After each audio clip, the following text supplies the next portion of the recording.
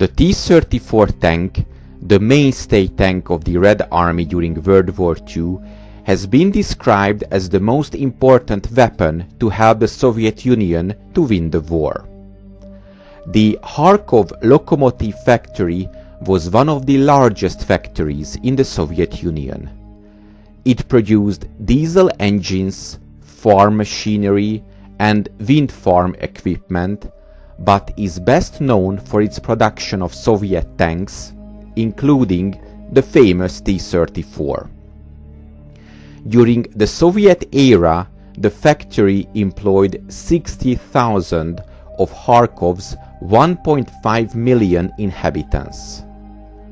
After the Soviet offensive was stopped between the Donetsk and the Dnieper River, Harkov was recaptured by the 2nd SS Panzer Corps in the middle of March of 1943.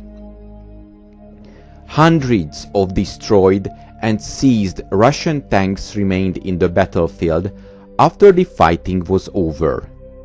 The enormous area of the Harkov plant was also in a very bad shape, but it was possible to find a large covered shop which at least had a roof.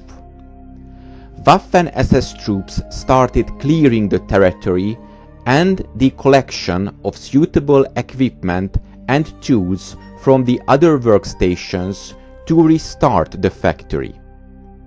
The search for the Soviet specialists of the tank factory was conducted simultaneously.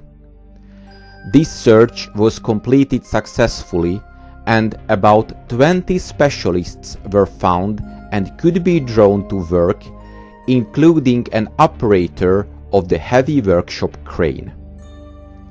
During this phase, a search group was created which searched for the T-34 tanks in a good technical condition and which could be transferred to the plant, which was called the SS Panzerwerk or SS Tank Factory. The work on repair began from the middle of April of 1943. Under the motto of 3 let us make one, all tanks they were completely dismantled, all components passed through checking, and the best parts were used again. Armored hulls, which were produced here previously as billets, were made more comfortable. Test benches for the engines worked both in the daytime and at night. Since the Red Army equipped only the command tanks with radio stations, all restored tanks were equipped with German radio sets and German optics. So these were probably the best T-34 tanks ever produced. The use of Soviet Beutepanzer or captured tanks in formations of the Waffen SS was almost identical to the German army use. One major difference was the number of tanks allocated to Waffen SS units. In most cases, more were allocated than in the army units. One reason behind this was the previously mentioned capture of non-evacuated parts of the T-34 factory in Harkov by the SS Panzerjäger Abteilung, so SS Tank Hunter Battalion 2 of the 2nd SS Panzer Grenadier Division, Das Reich.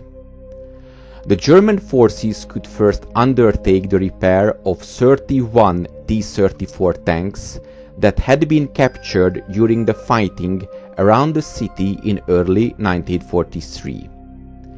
These T-34s were later used during Operation Citadel, the famous tank battle at Kursk. In order to prevent recognition mistakes, large dimension crosses or even swastikas were painted on the tanks, including on top of the turret, in order to prevent attacks by Axis aircraft. Interesting to note are the figures for operational tanks in the upcoming month, even with a major repair facility in the background.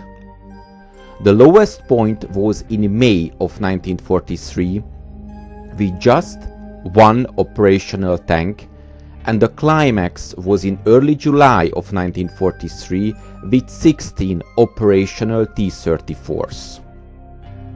The number of 16 combat-worthy T-34 Beutepanzers on 1st of July 1943 could have made Das Reich Division the most powerful Beutepanzer division of the entire German armed forces. According to some sources, the Waffen SS continued the production of T-34 tanks on this site, but it is more likely that they only completed the work of the Soviets with those parts on hand and repairing existing Soviet tanks. SS Panzerwerk Harkov continued to operate until the Fourth Battle of Harkov in August of 1943. The operation began in the early hours of the 3rd of August with the objective of following up the successful Soviet defensive effort in the Battle of Kursk. The offensive was directed against the German Army Group South northern flank. By the 23rd of August, the Soviet troops had liberated Harkov.